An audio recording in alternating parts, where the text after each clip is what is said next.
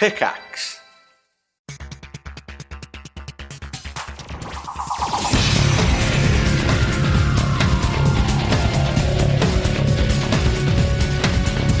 Hey y'all, it's time for Rolling Dice and Taking Names. In this episode, the guys review Realm of Reckoning and Devious. And we'll hear about some fun games played over Independence Day, like Cockroach Poker and Got 5. Did y'all know cockroaches could fly? Wait, cockroaches can fly? You need to go to Mississippi sometime. Hello and welcome to Rolling Dice and Taking Names. This is episode 381, titled Macho Man. My name is Marty. I'm Tony. Not Randy Savage Macho Man. No, Macho Man, the song from the Village People, as the lead singer of the Village People passed away. And I don't know about you, Tony. I was into the Village People, man. YMCA, In the Navy, Macho Man, Go West. I liked all their pop songs. I only knew a few of them, and though you hit them all. Other than that, I mean, this was the disco ages, right? This was the time when and the biggest time I heard him was when I was roller skating at Kate's skating Yes, rink. baby. I was going to say it was skate songs. All their songs were skate songs. Now, I couldn't skate anyway, and I could not turn, and I'd hit a wall. You couldn't do the crossover with your feet? I could not skate. I barely could ice skate, so I could not roller skate. I was a train wreck. it was not pretty. It was not pretty. I wasn't the best, but I did it enough to where I could do things like, crossover. I could backward skate a tad, but not for long sort of deal. But if they had the walkers in the skating ring back then, I could have probably done, because back then all we had was you had the rail or the wall. So you'd go along holding the wall, skating, and then you get to the area where there was no wall, and you were like, oh crap, I got to go from here to there without falling down. Okay, this is not going to go good for me. And then my friends came up and said, just go over on the carpet and just practice.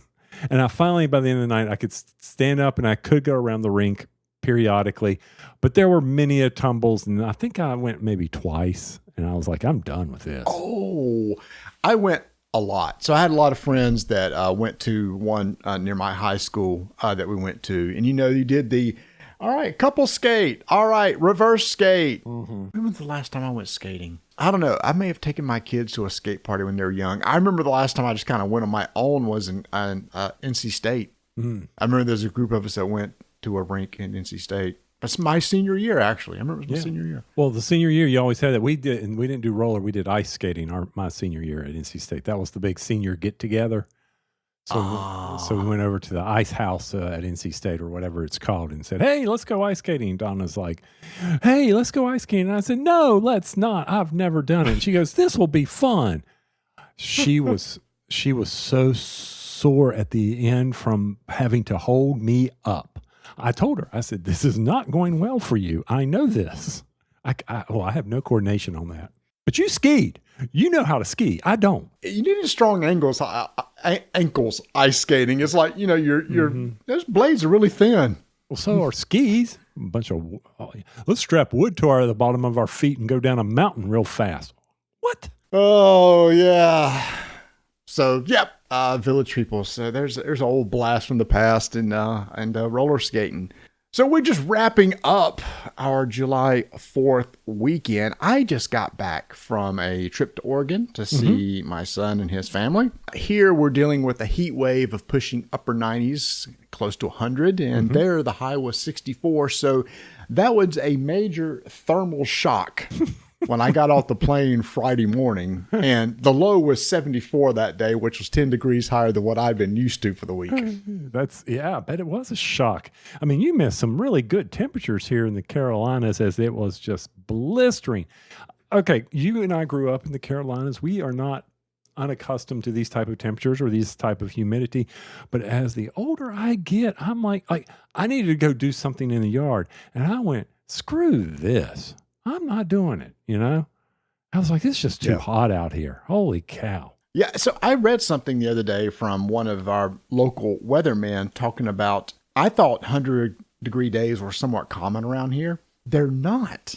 They said there was, over the past, I can't remember how many decades, there's 4 times as many days of measurable snow here than there are 100-degree days, and I was shocked by that stat. Yeah, I read that too. Mr. Brad Panovich. There you go. Yes. Everybody follows in our local news around. Brad Panovich is the weatherman to go to. Keeps people entertained. Yeah.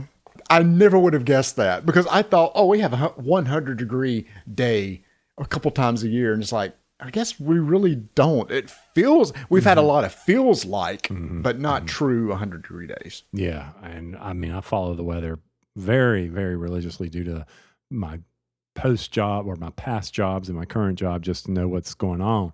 We're going to get to experience 100-degree days together probably in Las Vegas when we go towards the end of the month for the Star Wars Unlimited Galactic Championships. We're not playing in them, but we're going as guests to do some events and stuff like that. So, hey, at least it's not humid. No, it is. It's a dry heat. Isn't that what they say? It's a dry. It's a dry heat. I remember being in Vegas for a conference, and I don't know, it was a user group conference for some software, and we were out there, and it was, God, it must have been like October or maybe November. It was late in the year, and it was pushing 95 degrees, and I'm like, it should not be this hot, you know? I mean, it was just so incredibly hot out there. But yeah, I'm looking forward to it. Star Wars Unlimited. You and I are definitely casual players. Looking forward to the next series that comes out. Having a big time with our buddies here in Charlotte. And a new store, or a store has changed ownership. And they are offering up at 1 p.m. That's 1300 for those of you who don't know what 1 p.m. is. They're going to offer some structured play on Saturdays. And hopefully I'll be able, I don't see it happening this month, but maybe next month we can get over there and play some. That'd be fun. Yep. And it's so there's another store I've been going to a lot, but this other store is closer to all of the ones in our play group who play. So I would like to see what the environment is. I love the environment at my other local store. I think the owner there is super great. He runs a great store. I'm curious to see what this environment is. We went there many years ago. The environment kind of got a little rough. So with you on. Look, it wasn't sketch. It was just very loud. I mean, it was like always loud in there. And maybe it's just because of the way the place was built with the tile and the floor and everything like that. Anyway. So with new ownership, I'm curious to see have they made any changes within the store? And this isn't a new owner like I've never owned a game store before. He owns a couple other game stores and a large one north of Charlotte. We just never been to it. Is it the one up near Concord Mills? Is that one? No, it's not. That's Mighty Meeple. But it is in Concord, but it's another location. Okay. All right. Thanks for straightening that out for me. Well, I hope he has success there. Wish him luck. And Rob, who opened that store up in Pineville, great landing spot for so many. That is awesome that he was able to sell it to someone who is dedicated and is not going to turn it into a yarn and knit store. Nothing wrong with that, but nothing wrong with that. My wife would be like, "Let's go." So would mine. So I was talking about, going to Oregon. A couple things I want to mention while I was there. One, took Vanessa to an In-N-Out. The big conversation about what's better, In-N-Out or Whataburger. And we throw in around here our local chain Cookout. These are all value hamburger joints. With everybody have their own little flavors of things. I've been to Cookout once, many years. In-N-Out once, many years ago. So Vanessa and I said, "Hey, there's one in Oregon. No, there's 2 in Oregon. Anyway, there's one in Salem." I said, "Let's go back to Portland through Salem and let's go to In-N-Out." So we did, and we did it with the. Got my burger animal style. I got my fries extra crunchy. Vanessa got hers underdone. What do you prefer? Do you prefer underdone, perfectly cooked, or crispy fries? Dang, I thought they only came one way. Cooked. You have a choice at In-N-Out, which is kind of cool. Oh my gosh. I prefer crispy on the outside, soft in the inside. So you probably prefer just normal middle of the road. Because the undercook's a little flimsy and the well done is crunchy all the way through. Yeah, I want my fry to be able to hold the ketchup. That's why I love waffle fries from Chick-fil-A. Yeah. So we went there, had a great experience. It was dirt cheap. I mean, both 2 burgers, 2 fries, a drink for $15, which nowadays is pretty darn good. Mm-hmm. But here's our ranking, y'all, and then y'all can get us on the chat, Discord, or whatever. So our ranking was Cookout number 1, In-N-Out number 2, Whataburger number 3. Okay. All right. Very good. What about, where would Buc-ee's fall into this with their burger and all? You've never had a Buc-ee's burger, I bet. I've never had a Buc-ee's burger. That's not kind of what they're known for. Well, they're big. Maybe you should branch out. Just not get beyond the brisket, okay? Well, I'm just saying. Well, that's a different comparison, though. These are like dedicated burger joints. Yeah. See, which one did we go to in Atlanta? Which one did you have me try in Atlanta? Whataburger. Whataburger. Oh, okay. And now there's one in South Carolina. There's actually one close to you. There may be one in Belmont now. Okay. Have you been to that one? No. Mm-mm. Mm-mm. Okay.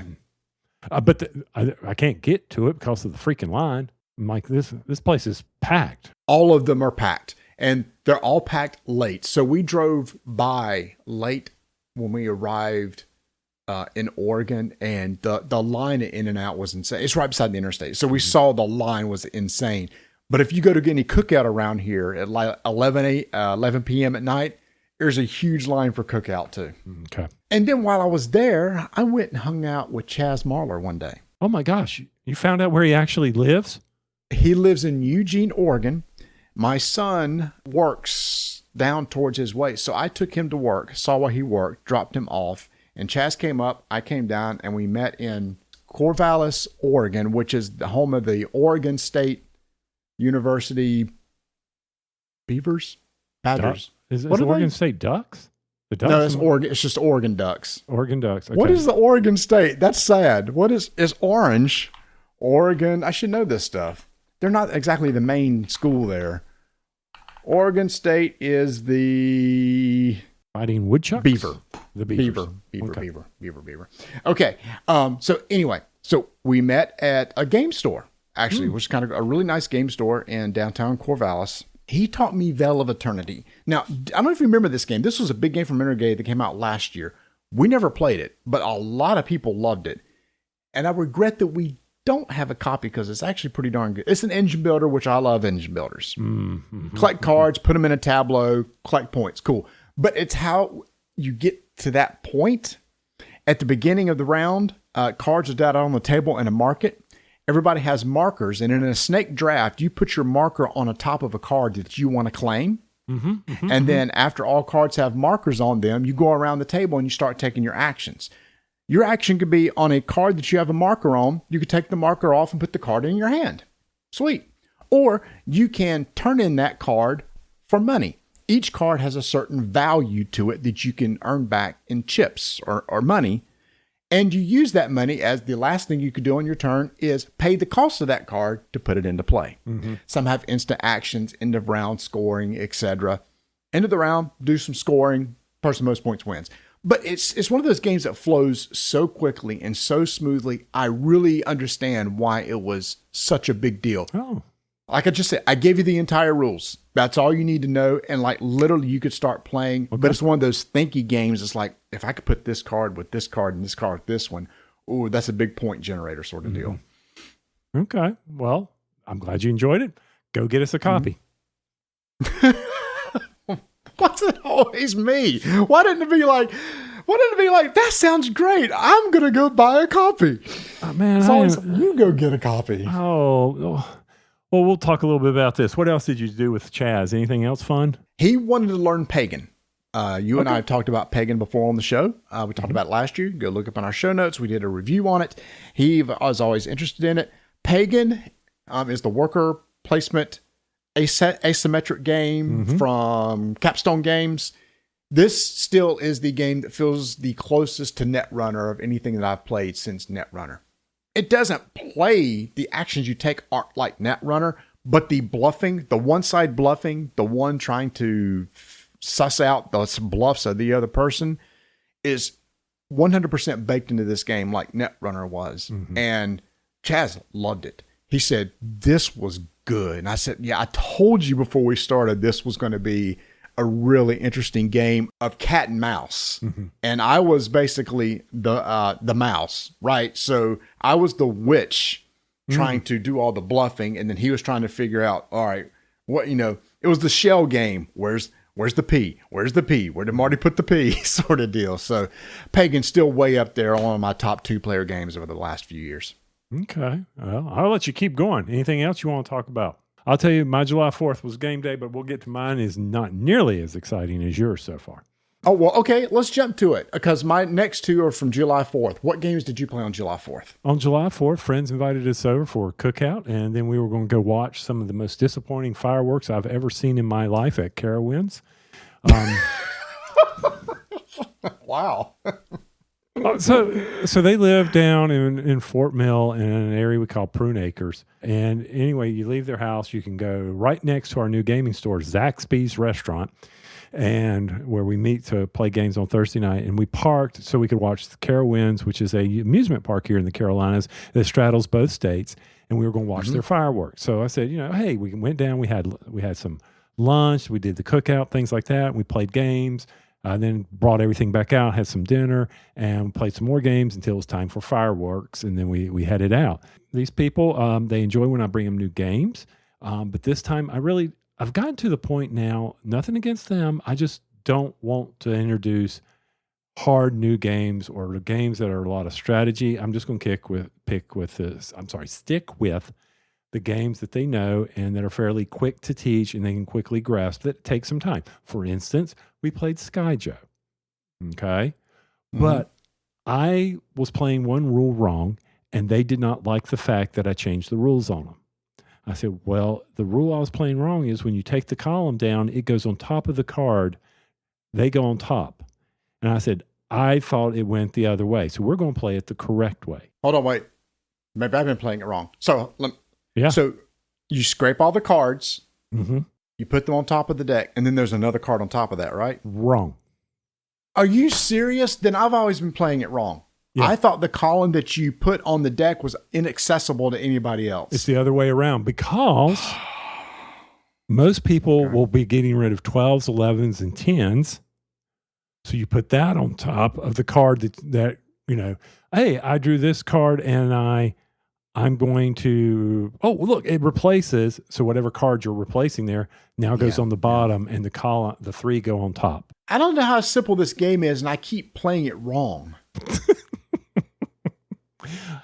Well, Donna even reread the rules because she was yelling at me. We've been playing this game wrong. What do you mean we've been playing this game wrong? It just seems to me that the column cards would get buried, and the fresh card that was replaced off of yours would be accessible to other people. That's weird. And that's what I heard in an argument that evening as we were playing it the other way. But it lets people also gauge, look, he's building a column of 12. I know that he will turn a 12 over to me.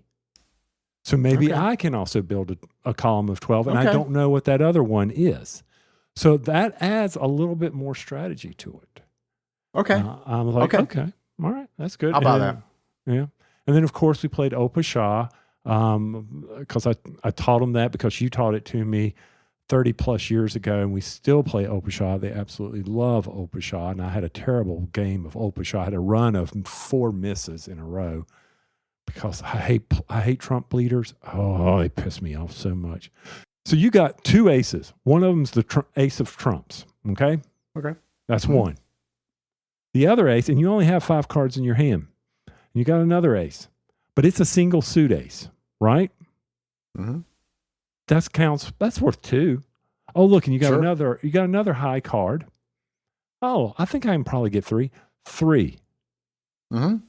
But you only have 1. That's a good bid. That's a good bid. Good bid. Uh-huh. So the person makes their bid. Very first round, makes their bid. Second card they play is a trump card because they want to bleed trump so that they don't get stuck with 2. And now I'm like, okay, that one's now out.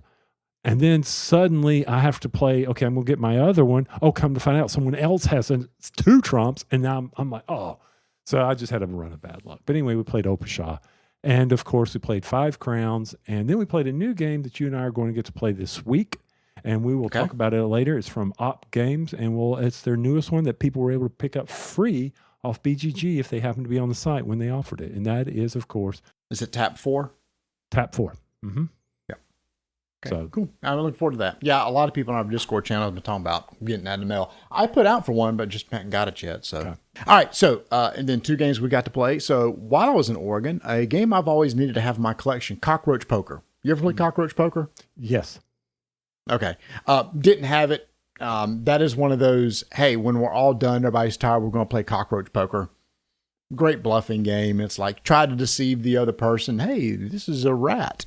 I bet it's not a rat. Oh, it is a rat. I got to keep the card. And you got to keep it face up in front of it. If you get 4 of the same animal, you lose, everybody else wins. It's silly. Taught it to my family. It went over. Okay. I don't know why. Vanessa said, maybe just people don't like lying to each other. I said, well, it's not necessarily a lie. You can always tell the truth. This is a cockroach, and it could be a cockroach, but somebody will eventually figure out that you're always telling the truth, and you go, yeah, that is a cockroach. You just keep it, sort of deal.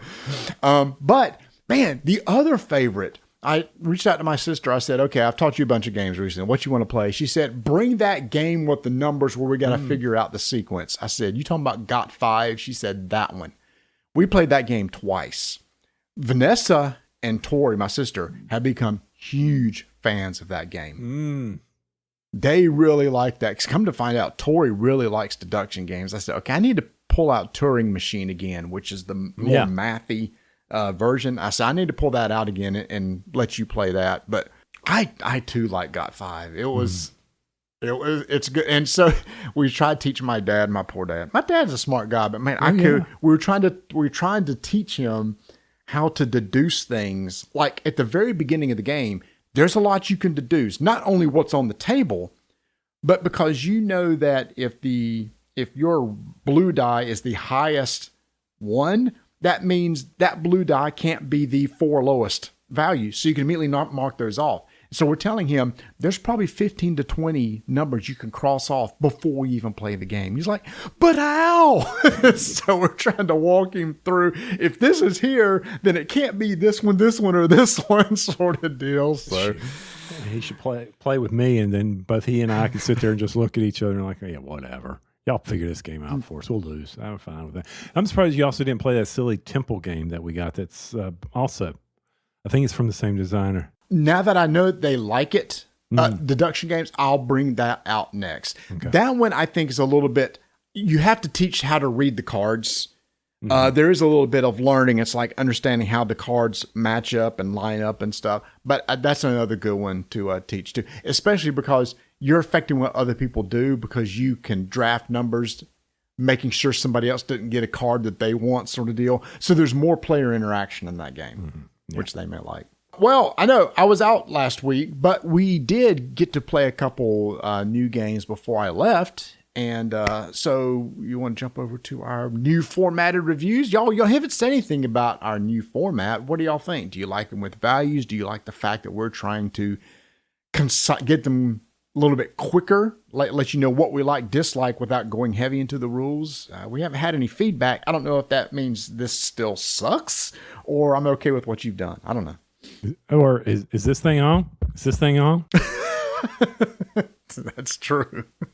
All right. This episode, we're talking about Realm of Reckoning and Devious.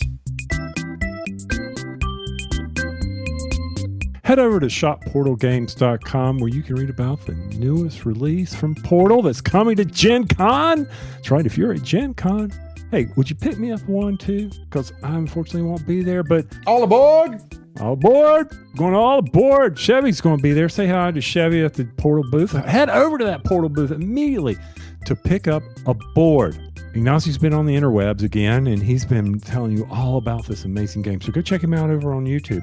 Europe awaits you in a board, and you need to figure out how you are going to make the most of your opportunity to travel, to see the sights.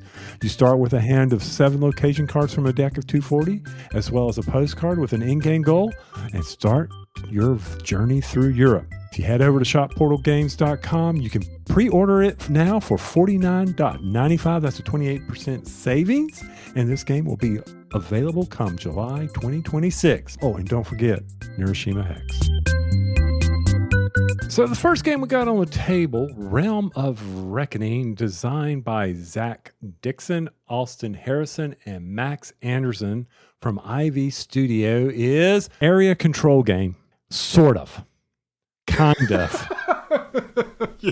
But I mean, it's fair. That is fair. It's a card-driven game that's area control. I mean, it's a lot of different things, and I think that's what got all of us. All of us most of us read rules or watched videos. Mm-hmm. And I remember all of us came to the table going, there's a lot going on in this game, and it feels like it's too much.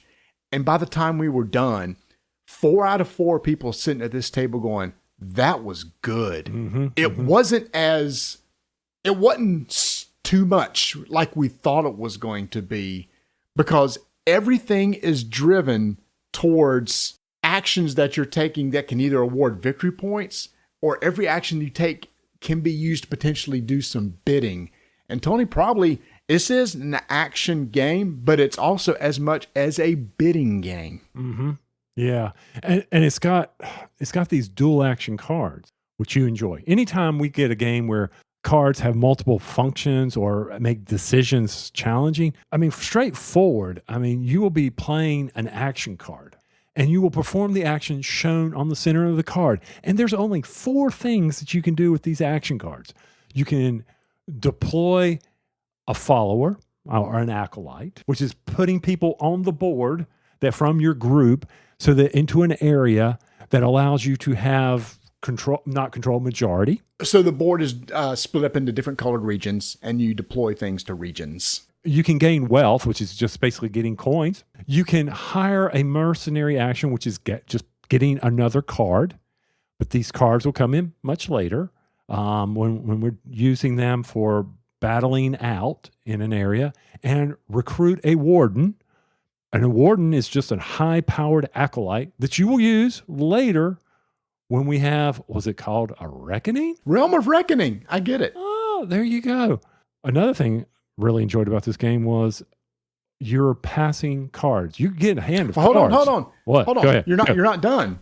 You take the main action on the card, and then you have to tuck it under your player board. True. This is where the second function of the card comes into play. And when you tuck it, it will either have some icons that are on the card that might be used for scoring at some point in the game, or it dries up your influence token on one of the colored regions on the board. Like I said, there's multiple colored regions on the board, and there's a little tracker in each region where you move up your marker, your influence marker. The acolytes, the gold that you get, the influence might be used for determining victory points for scoring, or they could be used for bidding. Mm-hmm. And Tony, the bidding comes into play in this reckoning that you talked about. But before we get there, what you was getting ready to say was another thing I love. Everybody's dealt a hand of cards. Take one, simultaneously, everybody put the card down. Mm-hmm. And basically the first player goes and resolve around the table.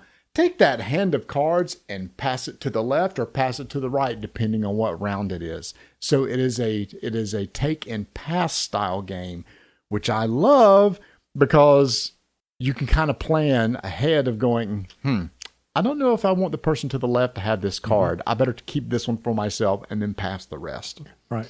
And there's 3 rounds in this game, but in the rounds, when you set up these cards, you place in it 2 reckonings. And these reckonings are relevant to the colors on the board, the land masses on the board, the areas on the board. So you may open up fan out those cards and you're like, ooh, so we're going to have a reckoning in yellow. Okay, that's pretty important knowledge to know so I can position, but I don't want that to occur because when someone plays a reckoning, we have to do a reckoning and we'll talk through that. But I'll let that one go on by so that maybe the next person passes, I can see what other reckonings coming. Because some people may know exactly which reckonings are coming and some may not, just how the cards end up and how they are passed. And deciding when to play this reckoning, I felt, Marty, was a huge strategy in this game. I did it so that I could get them done quickly, especially if I knew what the if I had majority or I knew that I could have a good result from that. So the other card plays very straightforward. It's the reckoning that puts a little twist in the game, and the reckoning is important because a reckoning will determine victory point conditions, not only for that particular round, but for every round afterwards. So in that very first round, there's 2 reckoning cards within the deck and then 1 final reckoning. So there's going to be 3 reckonings every single round. That means each of those reckonings will determine a victory point condition that will now be used the rest of the game, which is extremely important because if you're the one that triggers a reckoning, you get to do something really cool right off the bat. So when the board is set up, there's these different color regions around the board, and in each region, 2 claim tokens of the same color put into that region. So the pink region has 2 pink claim tokens, blue has 2 blue. You kick off a reckoning, you can pull any color claim token from off the board into the region that you're going to have the reckoning. Any claim token in that region, whatever color it is, those colors can now be used for bidding. And remember what I talked about earlier? Everything that you have can potentially use to bid. And we secretly bid on a dial how much we're going to commit. Your bids can be paid with by removing acolytes out of the region that's on the board. It can be paid with influence that you've moved on a track that matches the claim color tokens that's in that reckoning region that's happening. If you have a warden of a same color of that region, it gives you points. You can spend gold to give you bids. Those mercenary cards you can spend if they match the color of the claim tokens can be used for bids. Everything you do in this entire game can be used towards a bid. And if you're the highest bid, lots of times you can select the reward that allows you to select the victory point condition. This can be anything, y'all. Whoever has the most influence of a particular region, whoever has the most acolytes in a particular region, whoever has the most money, who's in dead last, and we're going to come back to that one in a minute because that kicked my butt towards the end of the game. All these victory point conditions are all over the board. Only 9 of them are going to be scored, and you're trying to position yourself to where maybe I'm the one that can cause a triggering of this particular victory point condition because I'm leading in it right now. Right. And the bidding is very important on how you're going to resolve it. Ties are based on who's in last place and that kind of that was kind of a sticking point for the group. But one thing on the influence tracks for each of the region, if you are the leader, you get special artifact abilities. And so when these artifacts come into play, like when you collect wealth, you will gain additional wealth. Or when you collect mercenary cards, you will gain additional mercenary cards. They may not seem like a lot, but some of them are huge. Yours was put out additional acolytes when you did. Mm-hmm. No one went after my mercenary cards, and I'm over there. The mercenary cards were the unsung heroes for me because if the claim tokens were matched up, both colors matched up in a region, I got to count them both. Mercenary cards had 2 colors on them. And it was like, oh, this counts 2 for my bidding. This counts 1 for my bidding. Oh, I see what I'm doing here. But if you ever tie someone with influence or drop below, you lose it and they then gain it. Yeah, and each reckoning card has 4 conditions, 4 reward conditions. One of them is you get to determine the victory point. The others are random stuff. It could be put out some additional acolytes, get some money, get some victory points. But the person who comes in last has a penalty that they must pay. It may be giving up an acolyte. It may be giving up some gold. There's just some penalty for whoever comes in last. So it's like, ooh, I don't want to ever come in last. Or do you, Tony? Because that's one of the things I kind of liked about this game is maybe I had a huge bid and I wanted to really determine what the victory point condition was going to be. But say, Tony, you beat me. You get to claim because you had the highest bid. You get to go first and go, well, I'm going to take this. Marty, you're next. I'm going to go like, you know what? I'm going to take the penalization reward. If you take that reward, you don't have to pay your bid. And when that clicked for everybody, that became a strategy. It's like, oh, I'll gladly sacrifice a few coins if I don't have to pay off this huge bid that I just did because I don't really get what I want. Mm-hmm. Yeah, I agree. And then you can also say, I wonder if that is something that maybe they will try to force the bids up. You know, and there was a lot of gamemanship in that.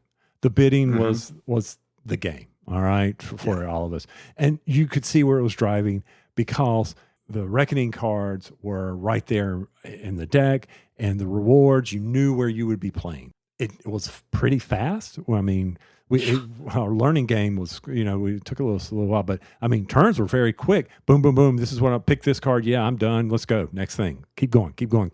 Oh, we're getting near the final reckoning. We better, maybe slow this down a little bit so I figure out what I'm doing. Yeah, and so when we're done, you do have that final reckoning, and the person with the least amount of victory points executes the final reckoning. Now, let's go ahead and get to one of the sticking points that some of us had.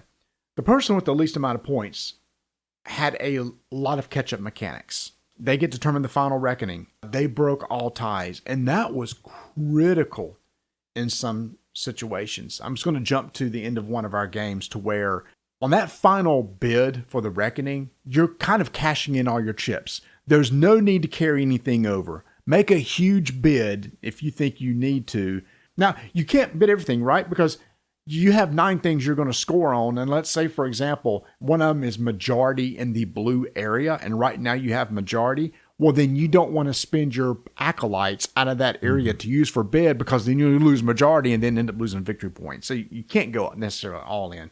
But you are go ahead and try and do as big as you can. And that's what happened in the final bid. Tony, you and Bert were in last place. Mm-hmm. I was in first, but you were only behind by 3. Bert smartly chose the victory point condition that says whoever's in the last place in the third round gets 15 points. Mm-hmm. That's right. And if there's a tie, we share. It's not even a share. It's a friendly tie. Both of you get 15 points. Mm-hmm. So you two guys jump way ahead of me. And then we go to scoring and end up coming in last place. And I'm like, that just doesn't seem right, because we were all clumped together. And there was this huge catch-up mechanic for the person who was in last. If that 15 points hadn't been there, you still would have won because you played the game really well. I at least would have come in second at that point and not dead last. But you should have bid better so that you could have picked that monument. I did. I bid a lot. But you didn't bid enough. I didn't bid enough. So I will say I appreciate the catch-up mechanic, but boy, there was. Let me just tell you this: if you play the game, don't jump out to a huge lead. It doesn't hurt kind of stay in the pack, because sometimes breaking ties, especially during reckoning bids, is huge. And certain things that you can get points at the end of an age kind of help guide you on what you may want to do, depending on how you are, what you're leading. Like I had this mercenary one that said, hey, for every mercenary card, you get victory points. Okay. I always stayed I don't know why because this was our first time playing. I was like, man, I am getting killed here. I am not making any points. But I was like, okay, now wait a minute. If y'all are going to go put your monuments over there, maybe near the end, the third round, I can catch up on those points, or maybe I can start gaining some areas where I am strong, where I have the majority. Like, hey, whoever has majority in the southern regions here will get victory points. Well, I'm going to put the little monument there, and I'm just going to sit there and be still, because I know what reckonings are coming up, and it's not in the southern region, so I know I'm going to get victory points down there. So a lot of this was going on. Yeah, you use the term monument, which we hadn't used yet. Monument marks on the board what victory point conditions are going to be scoring the rest of the game. Mm-hmm. That's the term that's used as placing a monument. But what's cool is once a monument's been placed, now you know, okay, well, the rest of the game, this is going to score. I need to put some of my resources and effort into that scoring opportunity. So it also drives the game, which is why every game will be different. Mm-hmm. Every single time you play, because different victory conditions will be chosen at different times. So a game will never play the exact same way. This game has a lot of player interaction, which I love. You're fighting over territories. You're doing the bidding of the reckoning. The simultaneous card play. Everybody choose, play, resolve, pass cards, continue until you end the round. Yes, the game does take 90 minutes to 2 hours for 4 players. But Tony, to me, this was a fast-moving 90 minutes to 2 hours, because there's never really any downtime. Yeah, I agree. It was constant. The only time that we had downtime was waiting on people to select their bids. You do have to math that out because a lot of people are going, well, if I spend this, because remember, like I said, you could spend everything to help you make a bid. Acolytes, gold, mercenaries. So you're trying to add up how much can I dedicate to this without really screwing myself in the future. So you're right. That did take a little bit of time, but all of us are doing it simultaneously. Yeah. All right. So we've talked about the various things we liked and some of the cons from that standpoint. I did enjoy the game. I was very pleased by the fact that it was a constant battling between people on area majority, where we're battling and having wars and trying to gain the lands. It was all about being very strategic in how you laid out your acolytes to help you gain reckonings and your bids. That's where this majority stuff came in. That was probably the biggest plus for me. No big battles between us. It was on us to decide how we were going to resolve area majority, not because you came in with a bigger army. Right. And not every area scored based on area majority. So some of it you didn't even care about. Mm-hmm. It's like, okay, so I don't have area majority in that area. Who cares? We're not scoring it right now anyway. Sure, somebody could place a monument there to trigger scoring in that for area, but for right now, it's not happening. So yeah, I got the negatives. I don't know if it's really a negative. I just think you got to be conscious of this catch-up mechanic from Dead Last. And Bert, who said, I think the catch-up mechanic, I think, is really where it will seem unfair is if towards the end of the game, everyone is really clumped together and that person in last place gets to make a play that just really alters the game and puts them in a big lead that it's hard now for everybody else to catch up because the game's over, sort of deal. And you just have to then think about that from the bidding. We don't want that person to be able to score the last monument to put it there, right? Yeah. But how are they, and maybe there's that pause. That final reckoning when everybody's sitting there going, okay, how many points are you going to score? How many points are you going to score? Where's that going to do? How's it going to adjust the board? Now, to be fair, a monument could have been put in that last place scoring in round one. Mm-hmm. In round one, last place gets 5 points. In round two, they get 10. In round three, they get 15. It's just nobody put it there. So in another game, somebody may select that right off the bat. Then everybody knows, being a last isn't necessarily a bad thing anymore. Mm-hmm. It will just depend on the game you play and where the monuments are passed. Tony, final scoring. What do you think? Overall, quick gameplay, very interactive. I'm going to go with 7 this time. 7. 7 nuts. I'm giving it 7 nuts.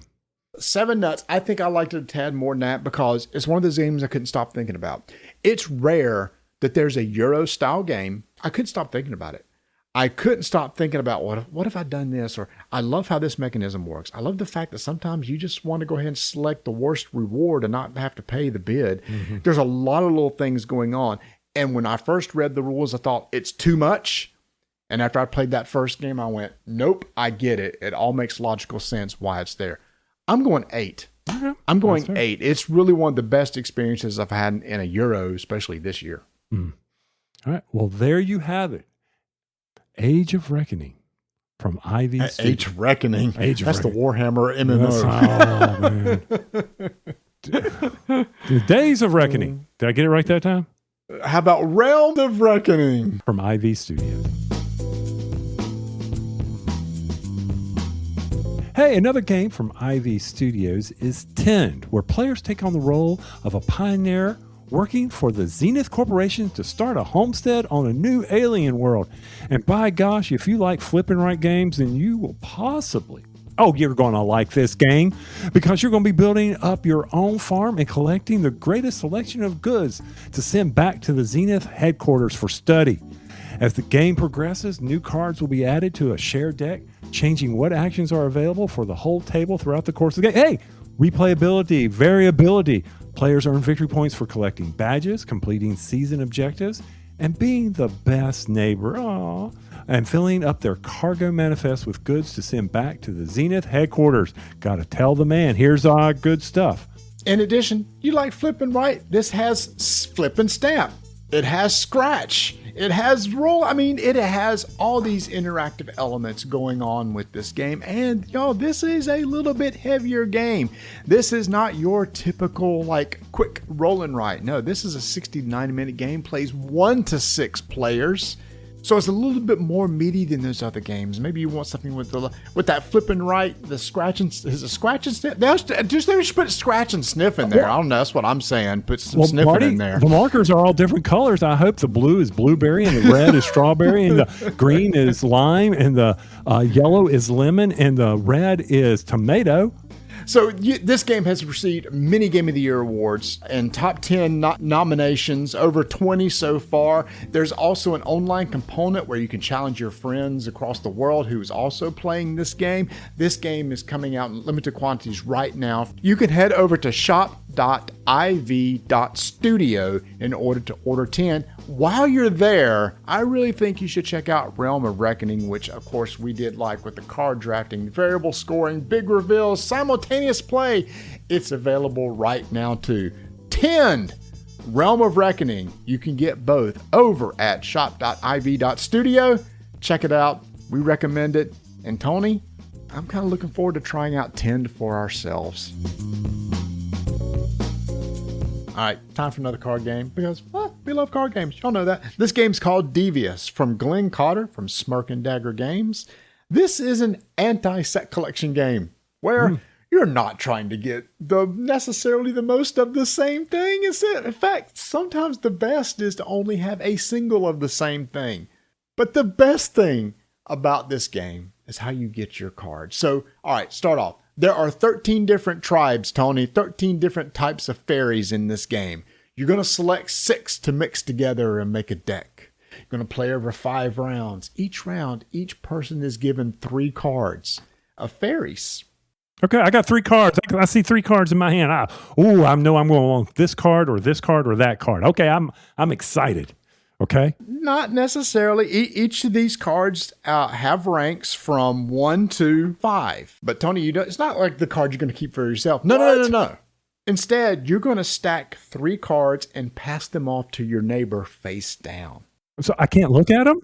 You can look at them and decide before you pass them to your neighbor. Then your neighbor and all of you at the same time will take the top card of the deck and look at it and go, do I want to keep this card and play it, or do I want to discard it and go to the second card? Now, what is your neighbor trying to do? Your neighbor's trying to get you to take the worst card. Is the worst card on the bottom of the stack of the 3? Is it on the top or maybe the second? Tony, that's the fun of this game. Yes. Is trying to look at what your neighbor's doing and what they're collecting, stack those cards strategically and go, here, now you decide for yourself. Fate is in your hands, my friend. That's right, because when you pick that one card, you have to discard the rest. You're out for that round. And I mean, some of these tribes, some have in-game scoring, some may negate certain rules, but like Mark said, it's anti-set collection, so you're going to score points based on suits, or if you have 2 of one, 2 of the same tribe, or 3 of the same tribe, then it's, if I remember correctly, Mario, I think it was almost negative points or 0. After 5 rounds, you're going to look at each of the fairies that you have. If you have a single fairy, you score points based on its rank. If you have 2 of the same fairy, you score 0. If you have 3 or 4, you score negative points of the highest rank. But if you shoot the moon and have 5 or more of a same tribe, all scores of your other tribes are canceled. Instead, score the sum of all the cards in this particular tribe. So if you can try to collect as many as you can, you actually come out on top. So it is kind of like shooting the moon, right? It's like, I'm going all in on this one, but if I only get 4, I just screwed myself. That's right. And so it's going to require you to do some card counting. And it's simple card counting because there's not that many cards that you can't keep track of it.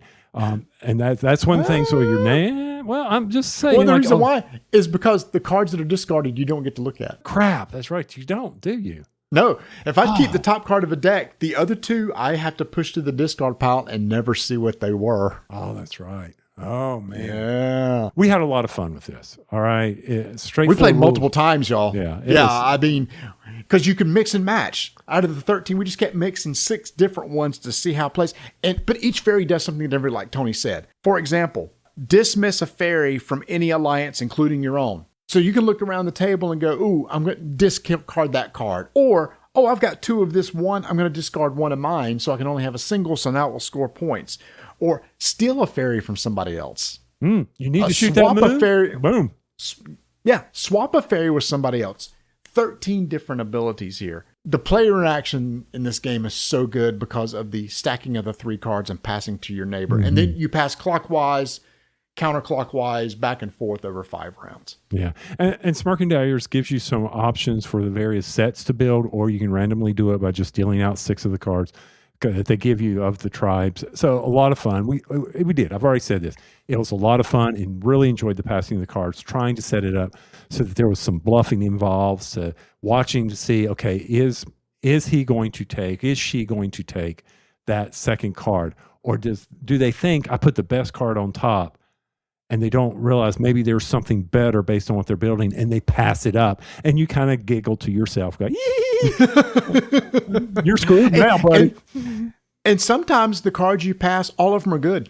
Yeah. It's just like you try to like, oh gosh, I got to make sure he just doesn't keep the best one of the 3 good ones. Right. So how did they stack this on me? Do I take the chance, roll the dice? No. That's the entertainment of this game. Quick, reset, play again. A lot of fun. I'm going to give this, we play a lot of different card games, 7. This is a solid 7 for me. Every time you play, it's going to be different because you can use 6 different packs. Like Tony said in the rule book, they have ones that's like, do you want to be really mean to each other? Use these 6, sort of deal. Or if you want to just fun, family-friendly game, use these 6. So yeah, solid 7 for me. I agree. Goes up to 6. Hard to find good games, good quick card games that go up to 6. So I'm going to give it a 7 as well. The only downside of this, which doesn't go up a little bit more, is I think having to explain how certain cards work will slow it down with my larger play group, the ones that I talked about already, but only play Opushaw or 5 Crowns.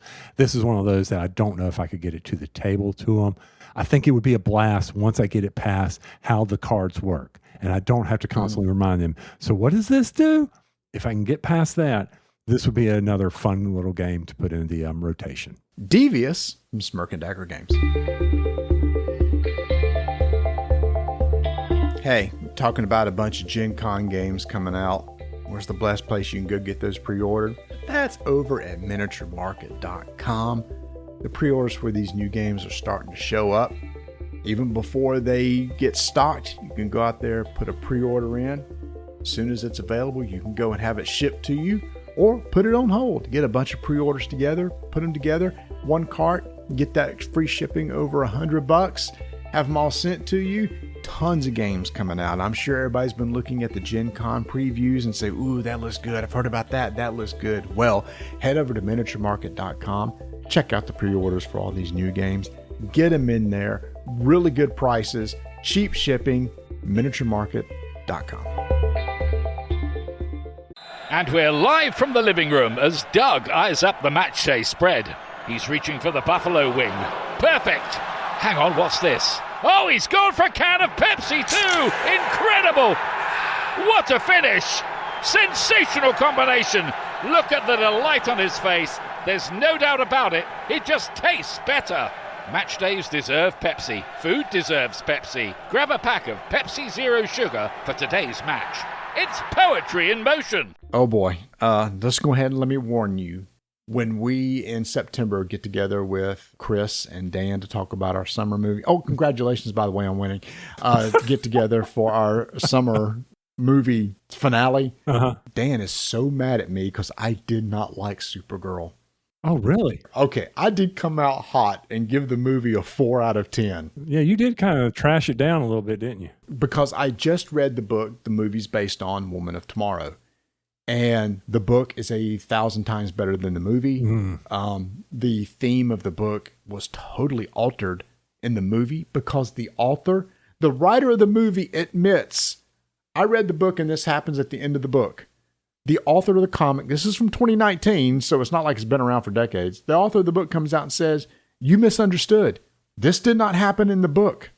And it was like, oh, well, we did it anyway. What? Really? Yeah. And so Dan was getting on me. So it's the same theme. And so we were going back and forth and stuff. So here's the thing is, it's an opinion. That's my opinion. He liked it. I didn't care for it. That's cool. I don't begrudge anybody for liking something, but so I don't know how hot and heavy it's going to get in September when it comes to this I'll particular tune y'all movie. out. Y'all can go as long as you want. I'll just tune y'all out. I know Devil Wears Prada scored big for me. Spider-Man's going to be huge. Congrats. And Odyssey, oh my gosh. So get this, man. I don't think Chris and I could have drafted any worse in the first round than what we did. Okay. Disclosure Day and Supergirl are total 100% flops. They are losing a ton of money. And I passed on a Christopher Nolan movie again. This is the third time I've done this. No, I don't know how well it's going to do, but you know what's going to do better than? It's going to do better than an opening of like $40,000 or whatever, $40 million or whatever Disclosure Day did, which was horrible. Which was a Spielberg, and you're like, this has got to work. I mean, even John Williams came out of retirement to do the score for this thing for him. Yeah, come on, it had to be that good. Disclosure Day sucked. Oh, that was really? a bad movie. It was a bad. Yeah, don't watch it. It was a bad movie. Well, I streamed my first one recently. Yeah? And it was Sheep Detective. Sheep Detectives. What'd you think? I loved it. Yeah. I thought it was hilarious. The voice actors, I was like, oh man, that's the guy from Ted Lasso. That's perfect. Doing the two Rams. Oh, I was like, yes. Bryan Cranston. I was like, man, and it had a little teary moment. I was like, oh. So even Donna, she's like, how stupid is this going to be? And I go, well, let's give it a try. But it was a lot of fun. I enjoyed watching Sheep Detectives. So I didn't give any money to the studio, but I did stream it. So there you go. What would you watch next that comes out to the stream that you're interested in that came out in the summer movies? It'll be Prada 2. Yeah. Because it'd be me and Donna. That's not out yet, is it? Yeah. You can rent it. Okay. Yeah, dude, that's doing so well. Good Lord. I told you it would. You are winning this. It's not even close. I mean, Dan took Toy Story, which is doing well, but Spider-Man's going to do better than Toy Story. Plus, you have Odyssey. Plus, you have Prada. So, I have Odyssey. I forgot what I drafted. I thought it was Spider-Man and Prada. No, you drafted Prada in the third round. Oh, that's right. Because y'all don't have any faith in it. I'm like, y'all just giving up on Prada? Really? This movie is going to be so huge. It's a playback. It's a callback. Oh, man, really? I didn't know I had Odyssey. Okay, cool. Yeah, so congrats. Congrats on you'll get to pick last next year, so. That's where I belong. I'll finally win one. Okay, I like that. What stinks is, the weekend that Spider-Man comes out, you and I are gone. Mm-hmm. So I'm going to have to, you're going to be at your daughter's. I'm going to be in Atlanta for Southern Fried. I'm going to have to try to avoid spoilers. I'm just going to have to stay off the internet because that is going to be a spoiler heavy movie, I assume. Oh yeah. I was enjoying watching Homecoming again. Just the cuteness of Homecoming. I'm like, oh man, these are so good. What was my dark horse? Do you remember? I'm looking for this. Yes, sir, I do. Talk amongst yourselves. I got it pulled up right here. My dark horse was Paw Patrol Dino. I have no idea even if that came out. I don't know. But you got Young Washington. It's gotten a lot of talk. You know what I passed up on for Young Washington? What? I said in the show, you know what? Backrooms could be cool. But instead, I'm going to pick Young Washington. What an idiot. What an idiot. Backrooms is going to beat Supergirl on Disclosure Day. It's going to beat 2 first round. Okay. So stupid. So stupid. All right. With that, keep rolling dice. So mad. Yeah. Y'all don't go see Supergirl. I'm just telling you right now. If you want to stream it, don't watch it in the theaters. Not worth it. Okay. And taking names. Hey, y'all. Thanks for listening. Make sure to go over to our website, Roll Dice Take Names. Names? Where did that come from? Roll Dice Take Names? And join our Discord channel from over there. Join our socials. You can follow us on X, Instagram. I'm trying to post more on Instagram because Vanessa said that's where you need to be posting. Again, you can find all that over at rolldicetakenames.com. 381 episodes. You'd think we'd be better at this. Maybe I should release the blooper edit somewhere for us trying to record a simple commercial. Y'all, it was sad.